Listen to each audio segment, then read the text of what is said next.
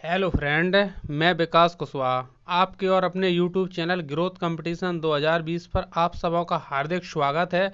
चलिए, अपनी विज्ञान की जो हम लोगों ने साइंस टेस्ट सीरीज स्टार्ट की थी, ध्यान दीजिए। इसमें ऐसे मैंने SMT 18 क्लियर करा दिए हैं। आज आपके सामने साइंस मास्टर टेस्ट नंबर 19 लेकर के आया हूँ। ये सभी एग्जामों के लिए है, मैंने सभी के लिए इक्वल बना दिया ताकि आप SSC, बैंक, रेलवे या कोई स्टेट गवर्नमेंट का या शिक्षक भर्ती से संबंधित कोई भी एग्जाम अगर आप देना चाहते हो तो मेरे इस टेस्ट को देख सकते हो। चलिए, क्वेश्चन नंबर 1 देखिए, इसमें क्या लिखा हुआ है। इसमें लिखा है कि प्रोटीन, सबसे पहले जान लेते हैं प्रोटीन क्या है।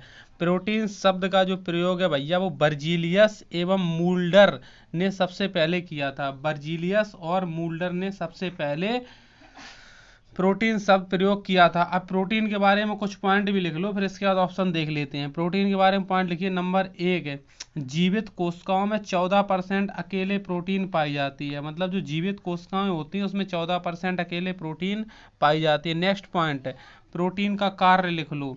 प्रोटीन का कार्य होता है टूटे फूटे कोशिकाओं तथा ऊतकों की मरम्मत करना। टूटे फूटे कोशिकाओं और ऊतकों की मरम्मत करना।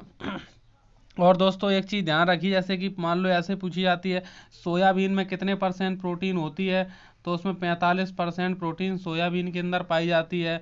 और जैसे अरहर की दाल होती है, उसमें 20 से 21 यानी कि 20 से 21% प्रोटीन पाई जाती है। ऐसे बहुत सारी चीज़ों में पाई जाती है। जब आपको हम किसी दिन स्पेशल बायोलॉजी का टॉपिक लेकर के आएंगे तब उसमें सारा कुछ बताएंगे। तो अब देखिएगा इसमें क्या है। प्रोटीन का संश्लेषण होता है, प्रोटीन का मतलब संश्लेषण कहाँ पर होता है, राइबोसोम पर होता है। दोस्तों, कहाँ पर होता है, राइबोसोम पर होता है प्रोटीन का संश्लेषण।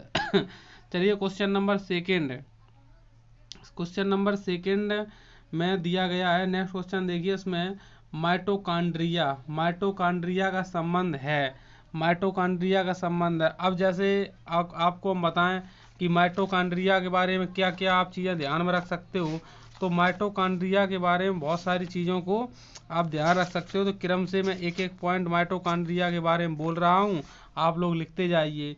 सबसे पहले माइटोकॉन्ड्रिया के लिए क्या जरूरी है, सबसे पहले आप लिखिए कोलिकर।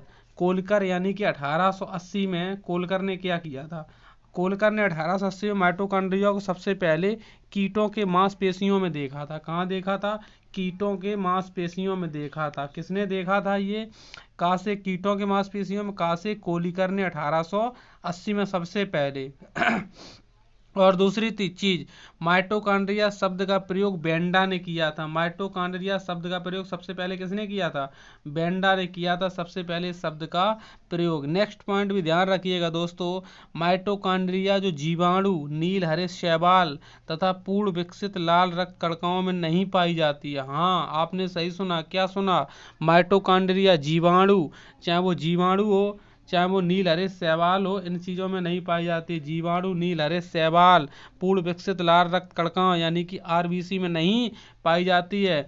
वैसे अगर हम थोड़ा अमाउंट की बात करें, माइटोकॉन्ड्रिया में दोस्तों 60%, 60 से लेकर 70% तक प्रोटीन होता है। लिख लीजिएगा कॉपी में जरूर, 60 से 70% प्रोटीन होता है। और फास्फोलिपिड्स 25% होता है, फास्फोलिपिड्स 25% होता है। और एक होता है RNA, RNA उसमें 0.5% होता है। एक होता है DNA, deoxy ribo nucleic acid, ये सबसे स्मॉल अमाउंट में होता है, 0% से भी कम होता है।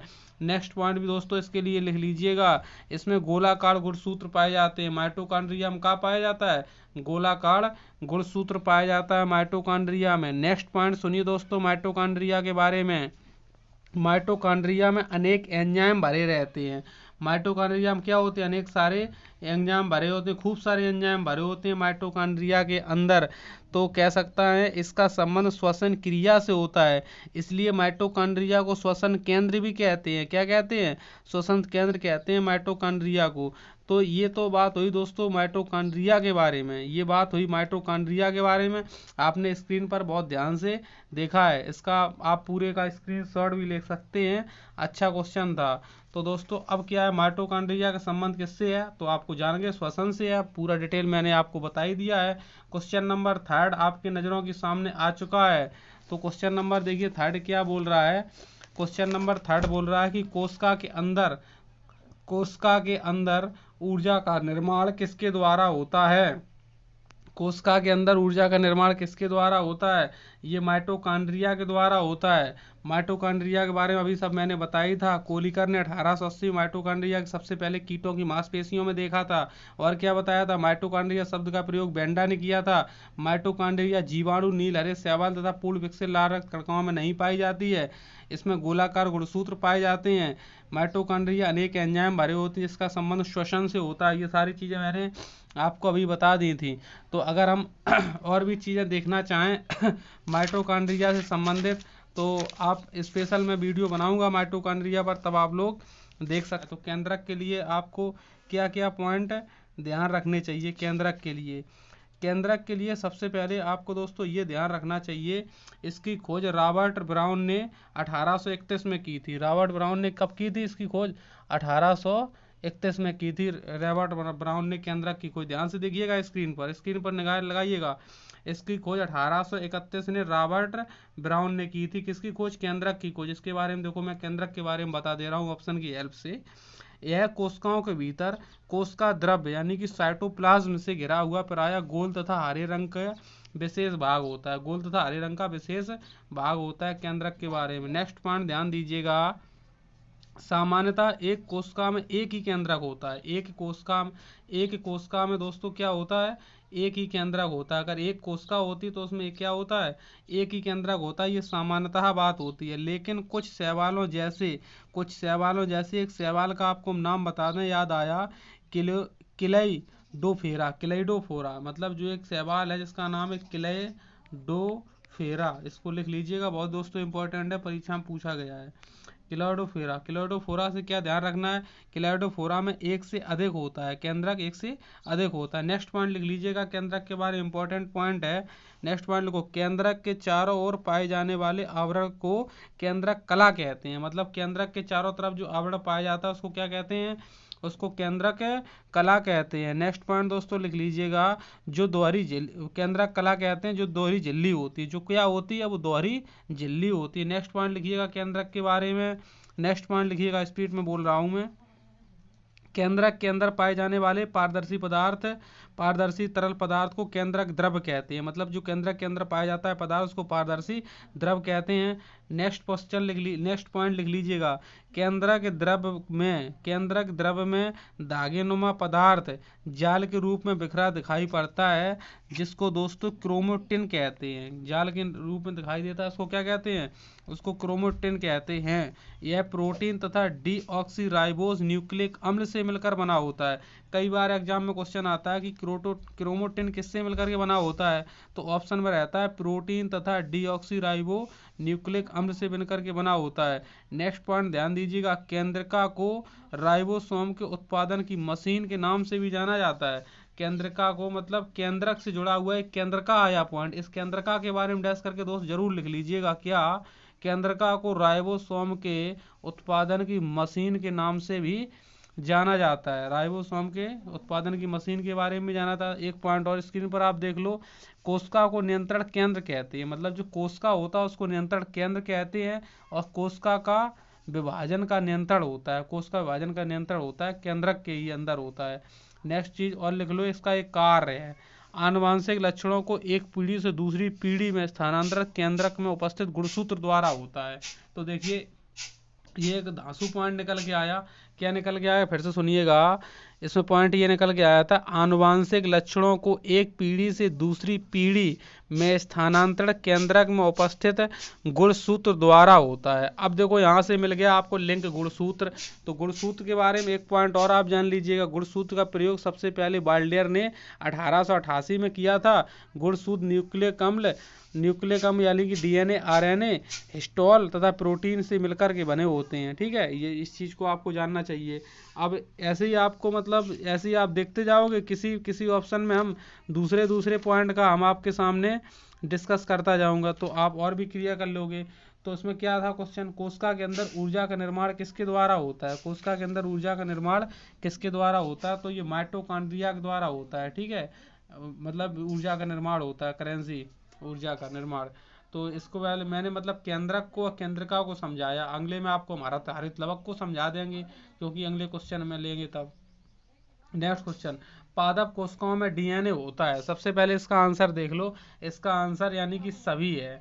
पादप कोशिकाओं में, हरित लवक में, माइटोकॉन्ड्रिया में, केंद्रक में, इन सभी में दोस्तों डीएनए पाया जाता है। तो ये क्वेश्चन नंबर 4 का डी हो गया। अब जैसे आपसे हम कहना चाहें दोस्तों हरित लवक के बारे में, तो उस क्वेश्चन में देखो मैंने हरित लवक को नहीं बताया था, तो हरित लवक के बारे में अब आप लिखना स्टार्ट कीजिए, एक से एक बढ़िया धांसू धांसू पॉइंट इस तरीके से आप हरित लवक को डैश करके लिखिए। ये हरे रंग के लवक होते हैं जो मुख्यतः पत्तियों, कोमल तनों तथा अपरिपक्व फलों में पाए जाते हैं। स्क्रीन पर देखिएगा दोस्तों ध्यान से, हरित लवक के बारे में सुनते जाइएगा। ये हरे रंग के लवक होते हैं जो मुख्यतः पत्तियों, कोमल तनों तथा अपरिपक्व फलों में पाए जाते हैं। नेक्स्ट पॉइंट इसके बारे में लिखिएगा, हरित लवक के बारे में। नेक्स्ट पॉइंट लिखो, इसमें पर्णहरिम नामक हरा वर्णक पाया जाता है। इसमें पर्णहरिम नामक हरा वर्णक पाया जाता है। नेक्स्ट पॉइंट लिखो, ये प्रकाश संश्लेषण की क्रिया में भाग लेकर कार्बोहाइड्रेट तथा ऑक्सीजन का निर्माण करते हैं।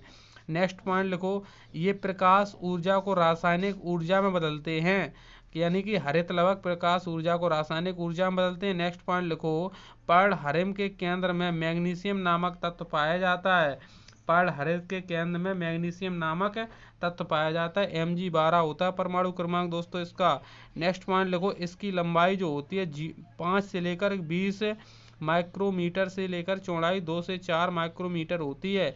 पर्णहरिम सामान्यतः जंतुओं में नहीं पाए जाते हैं, ये दोस्तों जंतुओं में नहीं पाए जाते हैं। तो ये इतनी चीज आप हरित लवक के बारे में जान गए, ठीक है। चलिए क्वेश्चन नेक्स्ट आपके सामने आ चुका है, धांसू क्वेश्चन। मानव शरीर के कौन से अंग में लसिका कोशिकाएं बनती हैं? सबसे पहले इसका आंसर देखेंगे, इसका आंसर है दीर्घास्थि में बनती हैं। किसमें बनती हैं? दीर्घास्थि में बनती हैं।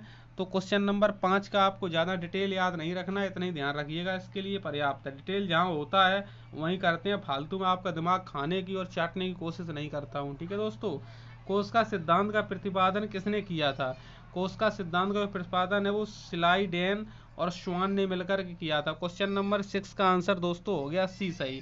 तो क्वेश्चन नंबर 6 का आंसर सी है, इस चीज को ध्यान रखना। नेक्स्ट क्वेश्चन आ चुका, अर्धसूत्री विभाजन पाया जाता है, मतलब अर्धसूत्री विभाजन किसमें पाया जाता है? 7 का आंसर पत्ती में नहीं है, तने में नहीं, मूलाग्र में नहीं, ये तरुण पुष्प कलिकाओं में पाया जाता है। ये तरुण पुष्प कलिकाओं में पाया, डायरेक्ट याद रखिए। अब देखो आ गया, एडिनोसिन ट्राइफॉस्फेट का निर्माण होता है, मतलब एटीपी का निर्माण होता है। क्वेश्चन नंबर 8 धांसू क्वेश्चन है। सबसे पहले दोस्तों इसका आंसर देख लो, इसका आंसर है सी, यानी कि माइटोकॉन्ड्रिया में होता है। किसमें होता है दोस्तों इसका निर्माण? माइटोकॉन्ड्रिया में होता है। तो एटीपी आप फुल फॉर्म इसका लिखना चाहो तो एटीपी का आप फुल फॉर्म भी लिख लो। एटीपी का होता है एडिनोसिन ट्राइफॉस्फेट, एटीपी का आपने फुल फॉर्म लिख लिया। अब देखिए दोस्तों इसके बारे में जानिए, राइबोसोम के बारे में। जैसे देखिए पहले ऑप्शन में आया था राइबोसोम, उसमें मैंने टच नहीं किया था। तो अब इसके बारे में लिखिए, राइबोसोम के बारे में आपको धांसू तरीके से पॉइंट बता रहा हूं और आप सुनते जाइए, स्क्रीन पर निगाहों को गड़ाए रहिए। जिस तरीके से बगुला निगाहें गड़ाता है एक मछली पर, इसी तरीके से आप इस स्क्रीन को मान लीजिएगा मछली और खुद बन जाइएगा बगुला, इस तरीके से निशान को गड़ाइएगा। देखिए राइबोसोम के बारे में अपनी बात को प्रारंभ करता हूं। चलिए लिखिए दोस्तों राइबोसोम के बारे में। राइबोसोम की खोज रॉबिन्सन तथा ब्रोन ने पौधे, यानी कि एक पौधा था सेम की जड़ में, तथा पिलेडे ने जंतुओं में की थी। मतलब रोबिन्सन तथा ब्राउन ने सेम की जड़ में तथा पिलेडे ने जंतुओं में की थी। सेम की जड़ में की थी और पिलेडे ने कहाँ पर की थी? जंतुओं में की थी। नेक्स्ट पॉइंट लिखिएगा, ये क्लोरोप्लास्ट माइटोकॉन्ड्रिया तथा केंद्रक में पाए जाते हैं। ये जो क्लोरोप्लास्ट होता है माइटोकॉन्ड्रिया तथा केंद्रक में पाया जाता है। नेक्स्ट पॉइंट लिखिएगा, ये आवरण रहित अत्यंत सूक्ष्म कण होते हैं जिन्हें केवल इलेक्ट्रॉन सूक्ष्मदर्शी से देखा जा सकता है। राइबोसोम को इलेक्ट्रॉन सूक्ष्मदर्शी से देखा जा सकता है। नेक्स्ट पॉइंट लिखिएगा, इसका निर्माण केवल प्रोटीन तथा राइबोन्यूक्लिक एसिड यानी कि आरएनए से होता है। नेक्स्ट पॉइंट लिखिएगा, राइबोसोम का वर्क यानी कि राइबोसोम का कार्य लिखिएगा। इसमें कार्य क्या है? राइबोसोम का मुख्य कार्य प्रोटीन संश्लेषण में सहायता करना होता है, प्रोटीन संश्लेषण में सहायता करना होता है। इसी प्रकार से अब सेकंड वाले ऑप्शन पे आप देख रहे हो लिखा है गोल्जी काय में, गोल्जी काय के बारे में और लिख लीजिएगा पॉइंट। चलिए गोल्जी काय पे अपन लोग बात करते हैं। गोल्जी काय की मैं कहानी स्टार्ट करता हूँ, सुनिएगा ध्यान से, बहुत ही मनोयोग से सिस्क्रीन पर देखिए। इसकी खोज इटली के न्यूरोलॉजिस्ट यानी कि कैमिलो गोल्जी ने उल्लू में 1898 में किया था, जिसके लिए इन्हें 1906 में नोबेल प्राइज मिला था। स्क्रीन पर देखिए ध्यान से, 1906 में इनको नोबेल प्राइज भी मिला था। ये मतलब कहाँ के थे? इटली के थे साइंटिस्ट। नेक्स्ट पॉइंट लिखिएगा, ये जीवाणुओं तथा नील हरे शैवाल में नहीं पाई जाती। गोल्जी का है दोस्तों, जीवाणुओं तथा नील हरे शैवाल में नहीं पाई जाती है। अगला पॉइंट सुनिएगा ध्यान से, प्रत्येक गोल्जी काय चपटी और मुड़ी हुई कुंडिकाओं का बना होता है। इसके मैट्रिक्स में प्रोटीन, फास्फोलिपिड, एंजाइम, विटामिन तथा सेलुलोज फाइबर भरे रहते हैं। अगर आप जानना चाहते हो गोल्जी काय के कार्य के बारे में तो 1 मिनट और सुन लीजिएगा। इसके नीचे लिख लीजिएगा वर्क यानी कि कार्य लिखो। नंबर 1, कोशिकीय पदार्थों का श्रावण एवं संचय करना। सेकंड पॉइंट, जंतुओं में हार्मोन निकालने में मदद करना। कौन? गोल्जी काय। नेक्स्ट पॉइंट, कोशिका विभाजन के समय कोशिका प्लेट का निर्माण करना। कौन? गोल्जी काय। नेक्स्ट पॉइंट, उत्सर्जी पदार्थों को कोशिका के बाहर निकालना। नेक्स्ट पॉइंट, कोशिका कला, कोशिका भित्ति तथा कार्बोहाइड्रेट का संश्लेषण करना। स्क्रीन पर निगाहें को बनाए रहना दोस्तों। तो इस तरीके से ये गोल्जी काय के बारे में मैंने आपको डिटेल दिया, और माइटोकॉन्ड्रिया के बारे में ऊपर डिटेल सारा का सारा बता ही चुका हूँ। अब आपको पढ़ने में मजा आ रहा होगा, अब आपको पढ़ने में मजा आ रहा होगा। किस दूध में, मतलब किस मिल्क में लैक्टोज शर्करा का प्रतिशत अधिक होता है? किसमें लैक्टोज शर्करा का प्रतिशत अधिक होता है? यानी कि गाय, बकरी, स्त्री, यानी कि सभी के दूध में। तो सभी के दूध में होता है। क्वेश्चन नंबर 9 का यहाँ पर दोस्तों आंसर क्या हो जाएगा? डी हो जाएगा। अच्छा, एक क्वेश्चन और मैंने पिछले टेस्ट में बताया था कि गाय का दूध अधिक पीला क्यों होता है, तो वो होता है कैरोटोन की वजह से, कैरोटोन की वजह से।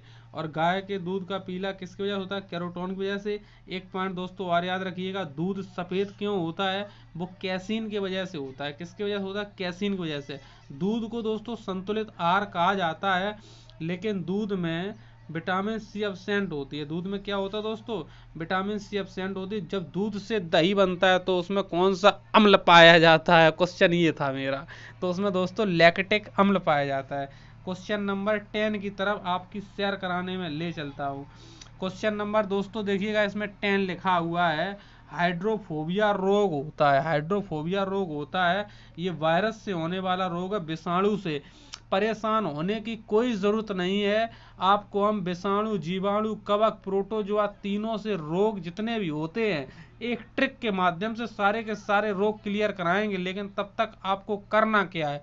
चैनल को सब्सक्राइब करके बेल आइकन दबा के रखना है। पता नहीं वो वीडियो हम कब से स्टार्ट कर दें उसकी सीरीज।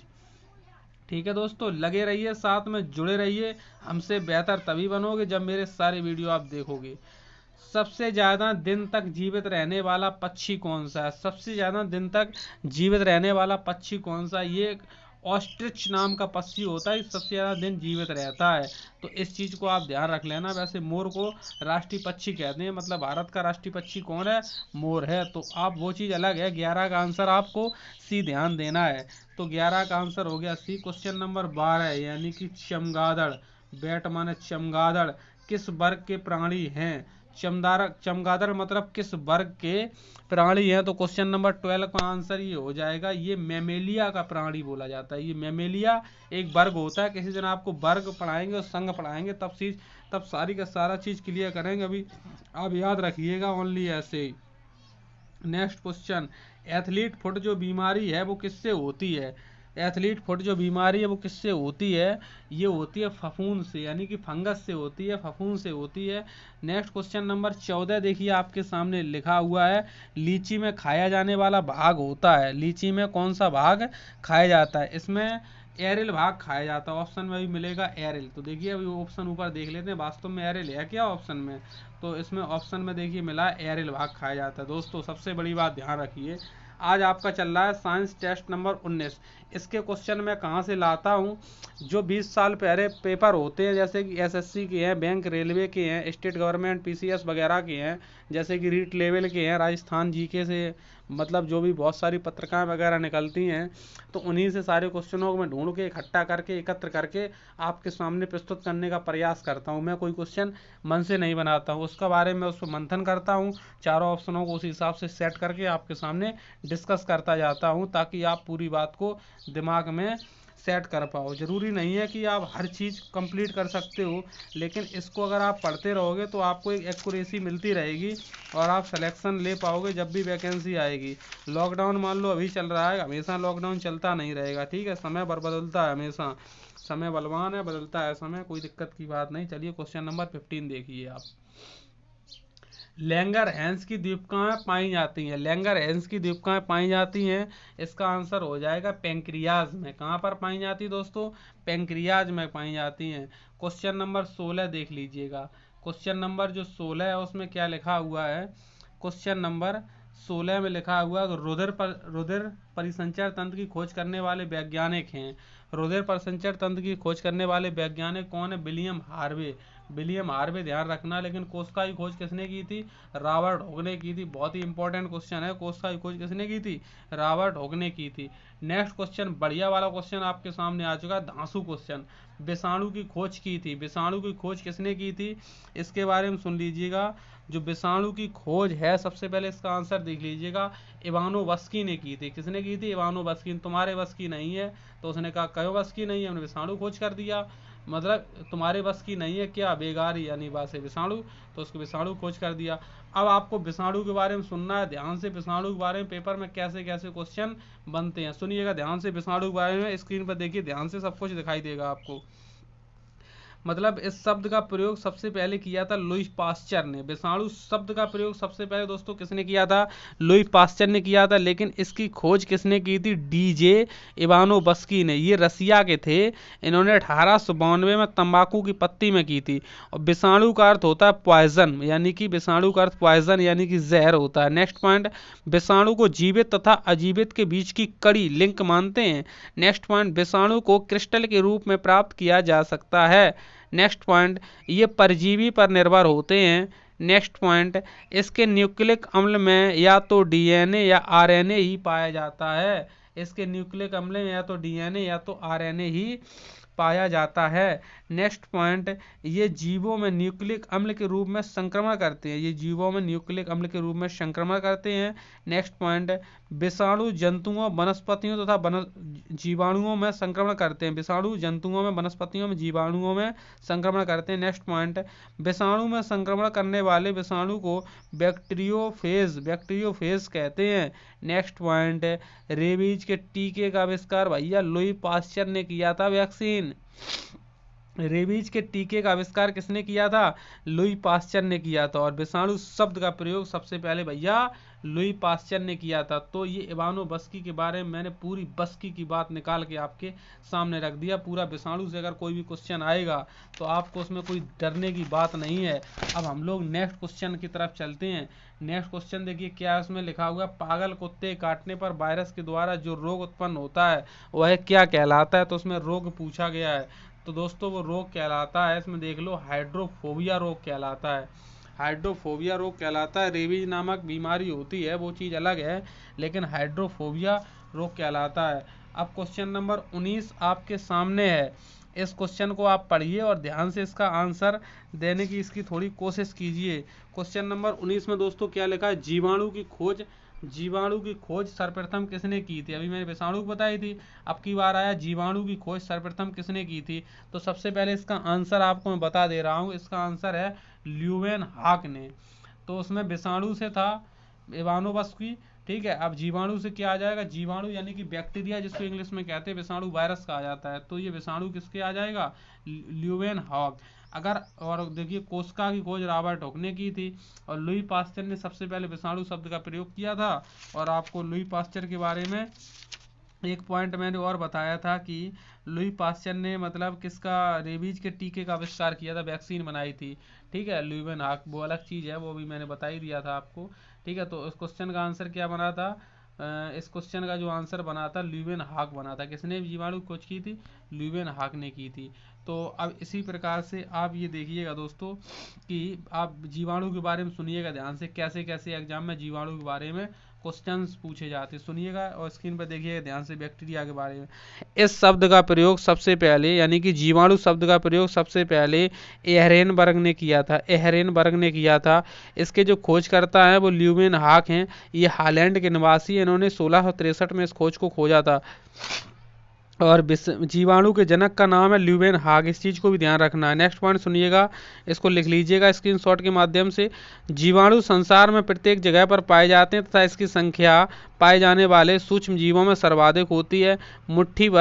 मुट्ठी भर मिट्टी में सैकड़ों जीवाणु पाए जाते हैं। नेक्स्ट पॉइंट लिखिएगा, जीवाणु में लवक, प्लाटलेट्स, माइटोकॉन्ड्रिया, सत्त केंद्रक नहीं पाए जाते हैं। इसमें सत्त केंद्रक यानी कि लवक है नहीं पाए जाते हैं। नेक्स्ट पॉइंट भी सुनिएगा ध्यान से, लगभग सभी जीवाणु परपोषी होते हैं। क्या? हाँ, लगभग सभी जीवाणु परपोषी होते हैं, अर्थात दूसरे जीवों पर या मृत पदार्थों से भोजन प्राप्त करते हैं। ये दूसरे जीवों पर या मृत पदार्थों से भोजन प्राप्त करते हैं। नेक्स्ट पॉइंट, जीवाणु हमारे शत्रु और मित्र दोनों होते हैं, मतलब लाभप्रद भी होते हैं, हानिप्रद भी होते हैं।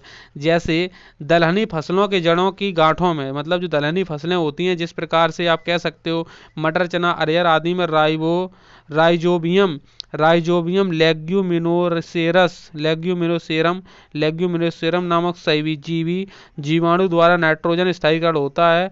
ये सीधे वायुमंडल की नाइट्रोजन को नाइट्रेट में परिवर्तित कर देते हैं। नाइट्रेट का सूत्र ध्यान रखना, NO3 में परिवर्तित कर दी, नाइट्रेट होता है, NO3 नाइट्रेट में परिवर्तित कर देते हैं। नेक्स्ट पॉइंट, लास्ट पॉइंट सुन लीजिएगा, अमोनिया को नाइट्राइट है, नाइट्राइट का सूत्र क्या हो जाएगा, NO2 माइनस, ये नाइट्राइट हो जाएगा, 3 करेंगे तो नाइट्रेट, मतलब अमोनिया को नाइट्राइट में नाइट्रोसोमोनास या नाइट्रोकोकस जीवाणु द्वारा तथा नाइट्राइट को नाइट्रेट में नाइट्रोबैक्टर जीवाणु द्वारा परिवर्तित किया जाता है। तो जीवाणु का नाम याद रखना, नाइट्रोबैक्टर जीवाणु द्वारा परिवर्तित किया जाता है। तो इस प्रकार से आप इस क्वेश्चन का एनालिसिस बहुत ही अच्छे ढंग से कर पाए, ठीक है। तो आप इसी प्रकार से सारे के सारे क्वेश्चनों को देखे रहिएगा। अब हम लोग देख रहे हैं क्वेश्चन नंबर 20। इसमें क्या लिखा हुआ है, इसमें लिखा है कि आज तो मतलब पूरा एक्सप्लेनेशन हो रहा है, देखते रहिए, बहुत ही शानदार, आपके लिए बहुत जरूरी है ये। शकर कंद में भोजन संग्रहित होता है। सबसे पहले इसका ऑप्शन देख लीजिएगा, इसका ऑप्शन नंबर सही है, स्तंभ यानी कि ए ऑप्शन सही है। नेक्स्ट पॉइंट देखिएगा, हल्दी सब्जी में डाल के सभी लोग खाते हैं, हल्दी के पौधों को खाने योग का हिस्सा होता है। हल्दी के पौधों का जो खाने योग का हिस्सा होता है वो प्रकंद होता है। क्या होता है दोस्तों? प्रकंद होता है। नेक्स्ट पॉइंट क्या है, 22 नंबर क्वेश्चन है, लिम्फोसाइड रक्षा करती है। लिम्फोसाइड किससे रक्षा करती है? 22 का आंसर दोस्तों यहाँ पर हो जाएगा रोगाणुओं से। किससे रक्षा करती है? रोगाणुओं से। आपातकालीन ग्रंथि है, यह लिख लीजिएगा इसमें दोस्तों, यह एक अंतःस्रावी ग्रंथि है। यह आपातकालीन ग्रंथि कैसी ग्रंथि दोस्तों? यह एक अंतःस्रावी ग्रंथि है। आपातकालीन ग्रंथि को अंतरास्रावी ग्रंथि कहते हैं, ठीक है। ग्रंथियां दो प्रकार की होती हैं, अंतरास्रावी और बाह्यस्रावी। तो अगर मैं अंतरास्रावी ग्रंथियों की बात करें तो अंतरास्रावी ग्रंथियों में कौन कौन सी ग्रंथियां आती हैं, अगर आप लिखना चाहो लिख दो, तो उसका कोई अभी फ़ायदा नहीं है, जब हम पूरा पढ़ाएंगे वीडियो तब बताएंगे आपको। अच्छा, एड्रीनल ग्रंथि के बारे में आप क्या क्या जान सकते हैं? जो एड्रीनल ग्रंथि है, आप इसके बारे में ऐसे सोचिए, नंबर 1 पॉइंट, यह अंतःस्रावी ग्रंथि है और इस ग्रंथि को 4S ग्रंथि के नाम से भी जानते हैं। मतलब एड्रीनल ग्रंथि को 4S ग्रंथि के नाम से भी जाना जाता है। और एड्रीनल एक हार्मोन होता है, उसको लड़ो उड़ो या भागो हार्मोन की संज्ञा दी गई है। एक एड्रीनल से ध्यान आया, हार्मोन, उस हार्मोन का नाम क्या होता है, लिख लो, लड़ो उड़ो या भागो हार्मोन की संज्ञा दी गई है। अंतःस्रावी दोस्तों जो ग्रंथियां होती हैं वो नलिका विहीन होती हैं। वो कैसी होती हैं? वो नलिका विहीन ग्रंथियां होती हैं, अंतःस्रावी ग्रंथियां। वैसे अगर अंतःस्रावी ग्रंथियां आप अगर लिखना चाहें तो लिख सकते हैं, ये होती हैं पीनियल ग्रंथि, पीयूष ग्रंथि, थायराइड ग्रंथि, पैराथायराइड ग्रंथि, थाइमस ग्रंथि, एड्रीनल ग्रंथि, अग्नाशय अंडाशय तथा वृषण, ये सारी की सारी कैसी ग्रंथियां होती हैं, अंतःस्रावी ग्रंथियां होती हैं। ठीक है, अगर आप बाह्यस्रावी ग्रंथियों को जानना चाहते हैं तो बाह्यस्रावी ग्रंथियों के बारे में सुन लें एक बार। बाह्यस्रावी ग्रंथियों के अंदर यकृत, श्वेत ग्रंथियां, सिबेसियस ग्रंथियां, लार ग्रंथियां, दुग्ध ग्रंथियां आदि आती हैं। तो ये सारी की सारी ग्रंथियां होती हैं। ठीक है, तो ऐसे ही मतलब थोड़ा थोड़ा आपको जानकारी रखनी है ताकि आगे चल के आपको सबसे समझ में आए। लेकिन एक इम्पॉर्टेंट पॉइंट लिख लो, इम्पॉर्टेंट पॉइंट ये है, सबसे बड़ी अंतःस्रावी ग्रंथि थायराइड ग्रंथि है, जिसे जीवन की गाड़ी के नाम से जानते हैं। सबसे बड़ी जो ग्रंथि है वो थायराइड ग्रंथि है, जिसे जीवन की गाड़ी के नाम से जानते हैं। सबसे बड़ी है तो छोटी भी आपको याद आना चाहिए कि कॉम्पिटिटिव एग्जाम की तैयारी करते हो। सबसे छोटी अंतःस्रावी ग्रंथि पीयूष ग्रंथि है, जिसे मास्टर ग्रंथि के नाम से भी जानते हैं। पीयूष ग्रंथि यानी कि मास्टर ग्रंथि के नाम से भी जानते हैं। तो ये चीज़ होगी। पीयूष ग्रंथि को दोस्तों पिट्यूटरी ग्रंथि के नाम से भी जानते हैं। पीयूष ग्रंथि को दो कितने नाम हो गए, एक तो पीयूष ग्रंथि खुद है, पिट्यूटरी ग्रंथि, और इसी को मास्टर ग्रंथि कहते हैं। ये सबसे छोटी अंतःस्रावी ग्रंथि है। चलिए क्वेश्चन नंबर नेक्स्ट आपके सामने है, पेलेग्रा रोग किस विटामिन की कमी से होता है। जो दोस्तों पेलेग्रा रोग होता है ये किस विटामिन की कमी से होता है। तो अब आपने देखा है पेलेग्रा रोग ये जो है यानी कि नियासिन विटामिन की कमी से होता है। किसकी कमी से होता है, ये कॉम्प्लेक्स विटामिन के अंतर्गत आता है। और थायमीन विटामिन बी होता है, एस्कॉर्बिक अम्ल विटामिन सी होता है, साइनोकोबालामीन साइनोकोबालामीन यानी कि B12 होता है। विटामिन B12, B12, साइनोकोबालामीन जिसमें कोबाल्ट तत्व पाया जाता है। तो इसका आंसर हो गया नियासिन। चलिए क्वेश्चन नंबर 25 देख लीजिएगा। इसमें लिखा है मानव शरीर में मास्टर ग्रंथि कहलाती है। मानव शरीर में जो मास्टर ग्रंथि है उसको क्या कहते हैं। मास्टर ग्रंथि को पीयूष ग्रंथि यानी कि पिट्यूटरी ग्रंथि कहा जाता है। पीयूष ग्रंथि पिट्यूटरी ग्रंथि कहा जाता है। क्वेश्चन नंबर 25 का ए आंसर सही हो गया। नेक्स्ट क्वेश्चन है, रक्त कब्ज ग्रह किसे कहा जाता है। 26 क्या है, 26 का जो आंसर सही है यानी कि पिलिया को कहा जाता है। स्प्लीन को रक्त कब्ज ग्रह के बारे में जान लीजिएगा, स्प्लीन को कहा जाता है। क्वेश्चन नंबर 27 में लिखा है कौन सा खनिज लवण। अब देखिए इसमें ऊपर लिखा होगा कौन सा खनिज लवण। देखिए ये क्वेश्चन आ गया, इसमें लिखा हुआ है कि इसमें देखिए लिखा हुआ है कौन सा खनिज लवण शरीर में बहुतायत मात्रा में पाया जाता है। कौन सा खनिज लवण पाया जाता है दोस्तों, 27 का आंसर यहाँ पर सही हो जाएगा आपके सामने बी आंसर, कैल्शियम। कैल्शियम यानी कि Ca होता है, लोहा यानी कि संकेत इसका जान लो Fe होता है, सोडियम का Na होता है, फास्फोरस का P होता है। फास्फोरस दो प्रकार का होता है, ज़्यादातर जो प्रयोग में आता है P2 लाल फास्फोरस और P4 सफ़ेद फास्फोरस। माचिस की तीली जगाने के लिए किस प्रकार के फास्फोरस का यूज होता है, रैपर पर P2 लाल फास्फोरस। ध्यान रखिएगा। अच्छा क्वेश्चन आ गया, लड़का सभी को चाहिए होता है क्योंकि वंश चलता है। लड़का पैदा होता है जब, लड़का पैदा होता है जब वो कौन सा हार्मोन्स होता है, इसको ध्यान रखिए XY होता है। XY अगर गुणसूत्र मिल जाते हैं, हार्मोन्स नहीं सॉरी गुणसूत्र, जिसकी खोज बाल्डेयर ने किया था, तो गुणसूत्र अगर मिल जाते हैं XY तो लड़का पैदा हो जाता है। ठीक है, बाद बाकी कंडीशन बाद में बताऊंगा। स्तनधारियों में मुख्य उत्सर्जी पदार्थ होता है, उस स्तनधारियों में मुख्य उत्सर्जी पदार्थ क्या होता है, तो 29 का यानी कि यूरिया ए। यूरिया का सूत्र लिख लो दोस्तों, NH2CO NH2 होता है। यूरिया का सूत्र NH2CO NH2 होता है। अब यूरिया में कितने परसेंट नाइट्रोजन होती है, 46% नाइट्रोजन होती है।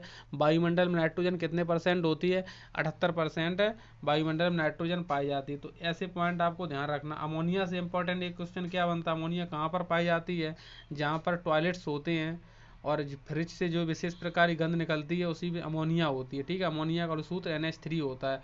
बाद बाकी इतने जरूरी आपके लिए पॉइंट नहीं है। यूरिया को सबसे पहले प्रयोगशाला में बनाया गया था, ऐसा बनने वाला कार्बनिक पदार्थ पहला था। श्वसन दर सबसे कम होती है, किसमें होती है श्वसन दर सबसे कम, ये निद्रा में खर्राटे भरते समय, निद्रा में जब खर्राटे भरते हैं तो श्वसन दर सबसे कम होती है। ठीक है, इस चीज को भी आप ध्यान रख सकते हो। ठीक है, अच्छा क्वेश्चन नंबर नेक्स्ट देखिए आपके सामने आया है कि न्यूक्लियस की खोज किसने की थी। जो न्यूक्लियस की खोज है वो किसने की थी, तो क्वेश्चन नंबर 31 का आंसर हो जाएगा सी, यानी कि रॉबर्ट ब्राउन ने की थी। किसने की थी, रॉबर्ट ब्राउन ने। और ल्यूवेन हाग ने किसकी खोज की थी, आप कमेंट सेक्शन में बताइएगा, ऊपर क्वेश्चन में बता चुका हूँ मैं। नेक्स्ट क्वेश्चन, अंतर्राष्ट्रीय जैविक कृषि फर्म संस्थान कहाँ स्थित है। अंतर्राष्ट्रीय जैविक कृषि फर्म संस्थान कहाँ पर स्थित है, लंदन में स्थित है। कहाँ पर, ये लंदन में स्थित है। क्वेश्चन नंबर 33, भारत का केंद्रीय औषधि अनुसंधान संस्थान कहाँ पर स्थित है। केंद्रीय औषधि अनुसंधान संस्थान कहाँ पर स्थित है, ये लखनऊ में स्थित है। ये कहाँ पर स्थित है, लखनऊ में स्थित है। नेक्स्ट क्वेश्चन, फेफड़ों में रक्त पहुंचने वाला अंग कौन सा है? 34 नंबर क्वेश्चन पे हो जाएगा दायां अलिंद। क्या हो जाएगा? दायां अलिंद। फेफड़ों में रक्त पहुंचने वाला अंग कौन सा है? तो ये दायां अलिंद हो जाएगा। ठीक है, अच्छा ये चीज हो गई। नेक्स्ट क्वेश्चन 35 नंबर 35, रक्त का कौन सा कण जीवाणु से रक्षा करता है? रक्त का कौन सा कण होता है जो जीवाणु से रक्षा करता है? इसका आंसर हो जाएगा यानी कि WBC, वाइट ब्लड कॉर्पसोलजी है। WBC की अगर संख्या बढ़ती है तो कैंसर होने के चांसेस बढ़ जाते हैं, तो इस चीज़ को भी आप ध्यान रखना है। किसी वीडियो में हम RBC, WBC, बिम्बाणु सभी को क्लियर कर देंगे, क्योंकि ज़्यादा वीडियो बड़ा हो रहा है, ऊपर क्वेश्चनों में इसमें बहुत ज़्यादा डिस्कस हो चुका है, इस वजह से कह रहा हूँ। क्लियर सब करेंगे, बस चैनल सब्सक्राइब करके बेल आइकन प्रेस करके जुड़े रहिए, देखते रहिए। एक एक पॉइंट आपको मैं विज्ञान का खेल खत्म कर दूंगा, ये सोच लो। वायुमंडल में भारी गैस कौन सी है? मतलब वायुमंडल में जो भारी गैस है उसका नाम बताना है आपको। ये कार्बन डाइऑक्साइड भारी गैस है, क्यों नहीं? सूत्र ही देख लो, CO2 है, जलवाष्प नहीं है, नाइट्रोजन N2 होता है, ऑक्सीजन O2 होता है। वैसे आपसे अगर कहें कि वायुमंडल में नाइट्रोजन 78% है, ऑक्सीजन कितने परसेंट? 21% है, लेकिन भारी गैस का बात हुआ है, परसेंटेज की बात नहीं हुई है। ये चीज़ भूल जाना कि 0.03% कार्बन डाइऑक्साइड होती है। ठीक है, गलती मत कर देना। बहुत से स्टूडेंट नाइट्रोजन आंसर सही करके आएंगे, लेकिन CO2 सही है। मनुष्य के शरीर में सबसे छोटी अंतःस्रावी ग्रंथि है, अभी मैंने कुछ क्षण पहले बताई थी कि सबसे छोटी अंतःस्रावी ग्रंथि बताई थी मैंने आपको, क्या? पीयूष ग्रंथि बताई थी। और पीयूष ग्रंथि का नाम भी बताया था। क्या नाम बताया था? पीयूष ग्रंथि का नाम मास्टर ग्रंथि या पिट्यूटरी ग्रंथि बताई थी। और सबसे छोटी आई तो बड़ी को भी ध्यान रखिएगा। बड़ी क्या है? सबसे बड़ी ग्रंथि, अंतःस्रावी ग्रंथि थायराइड ग्रंथि है, जिसको जीवन की गाड़ी के नाम से भी जानते हैं। ये अंतःस्रावी ग्रंथि है। और आपको अंतःस्रावी ग्रंथि नलिका विहीन होती हैं। कैसी होती हैं? नलिका विहीन होती हैं। और इसी में एक आया था एड्रीनल के बारे में, तो एड्रीनल के बारे में भी लिख लो। एड्रीनल को 4S ग्रंथि के नाम से जानते हैं। 4S, बस ऐसे ही ध्यान रखना, 4S ग्रंथि के नाम से जानते हैं। एड्रीनल एक हार्मोन भी होता है, जिसको कहते हैं लड़ो उड़ो या भागो हार्मोन की संज्ञा दी गई है एड्रिनल हार्मोन को। ठीक है, तो इस चीज को भी जाने रहिए। स्वस्थ मनुष्य के शरीर का तापमान होता है 98.6 डिग्री सेल्सियस। कितना होता है? 98.6 डिग्री सेल्सियस। तो 38 का आंसर कितना हो जाएगा? ए। और 37 डिग्री 98.6 डिग्री फ़ारेनहाइट, सॉरी, और 37 डिग्री सेल्सियस होता है 310 केल्विन होता है। तो तीनों पैमाने ध्यान रखिएगा। मानव शरीर का जो तापमान होता है वो कितना होता है? 98.6 डिग्री फ़ारेनहाइट और 37 डिग्री सेल्सियस और 310 केल्विन। क्वेश्चन कैसे भी आ सकता है, चारों तरफ से मुंह खुला होता है क्वेश्चन का, लेकिन आपका वही मतलब ध्यान लगा रहना चाहिए अच्छे अच्छे क्वेश्चनों पर। लास्ट क्वेश्चन है, मजेदार क्वेश्चन, नोट कर लो भैया। मानव शरीर में कितने निकोटिनिक अम्ल की प्रतिदिन आवश्यकता होती है? कितने की आवश्यकता होती है? तो ये लगभग 15 ग्राम की आवश्यकता होती है। कितने ग्राम की आवश्यकता होती है? 15 ग्राम की आवश्यकता होती है। दोस्तों ये टेस्ट आज का ख़त्म हो चुका। ये टेस्ट आपके लिए बेहद इम्पॉर्टेंट था, तो इस टेस्ट को आप लोगों ने देख लिया, अच्छे से समझ लिया। और अगर आप मेरे चैनल पर अभी नए हैं तो चैनल सब्सक्राइब करके बेल आइकन दबाएं और टेलीग्राम चैनल ग्रोथ कंपटीशन 2020 को ज्वाइन करें। सारी